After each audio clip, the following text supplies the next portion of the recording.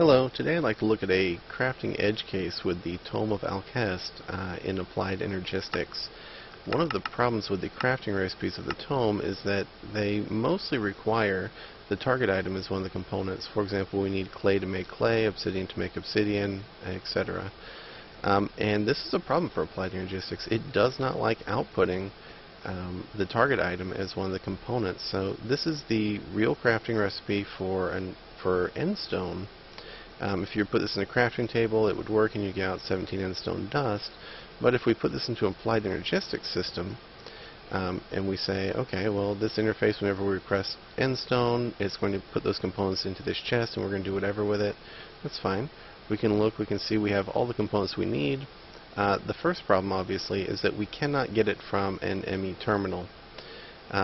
We would have to take out all of our endstone in order to request it, and then we wouldn't have the components that we need to create it, and so that kind of causes a problem. What we can do, though, is go to an export bus and say each pulse, always craft, emit redstone.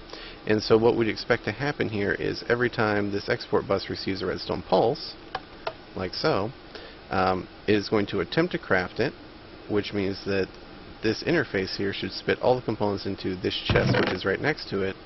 But we can see there is no endstone in this chest. And that's a problem. We can't, there is really no way to do it using the correct recipe.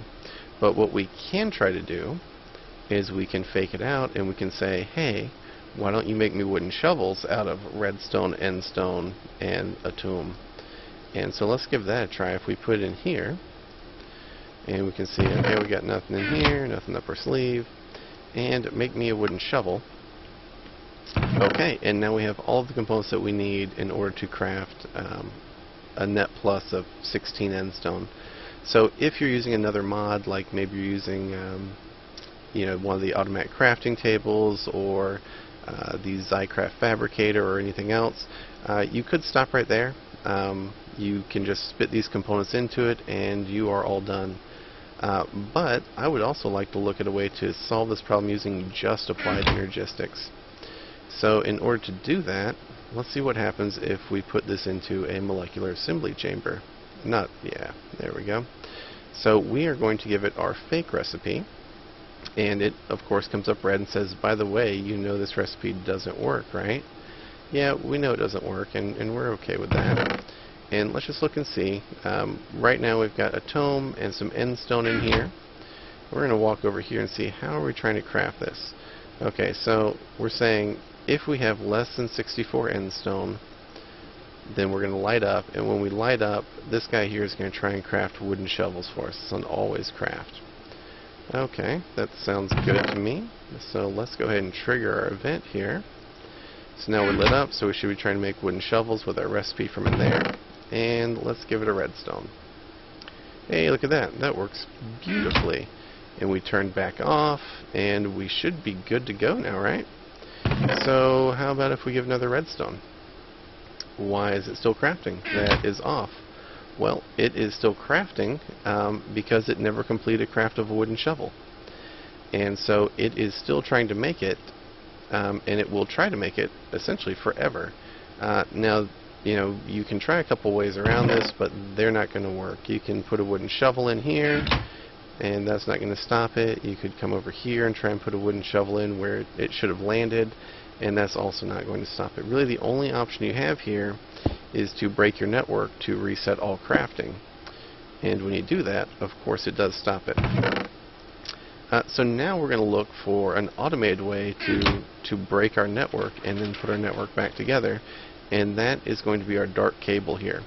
So if you're familiar with dark cable, then you know that dark cable essentially only connects components on the other side of itself when it's receiving a redstone signal. So why is this working? Well, it's working because I put a redstone torch below it, and now it is not working. So this portion of the network is no longer attached. So how would we be able to do that in our autocraft scenario here? Well, we could take our level emitter that we have right here, and we'll just move it back, and we will tell it to isolate that portion of the network whenever we have all the materials that we need. So we're going to come right here, and we're going to say emit a signal when you have less than 64 end stone in the network, and that will attach this portion of the network, and we will tell this to always make wooden shovels. So now, if we drop down below our 64 end stone, we've turned this on, and now we're always trying to craft wooden shovels. So if we drop just a pile of redstone in there, you can see it crafted up, and then as soon as we crossed our threshold, we isolated this section of the network, and we just pulled this back off. So this isn't doing anything at all now. Alright, so you could again stop there and just have something like this sitting on your primary network. Maybe use your level emitters to hold a little piece like this, figure out some proxy items of things you're not going to use. But you could run into problems with it if you have a lot of deep crafting that happens on your primary network, because when you do this, when you remove or add to your ME network, you're going to reset all of your crafting activities on that network. So another alternative is to keep this as a separate network that just does your cyclical crafting for you, and then attach to it from a primary network using a storage bus.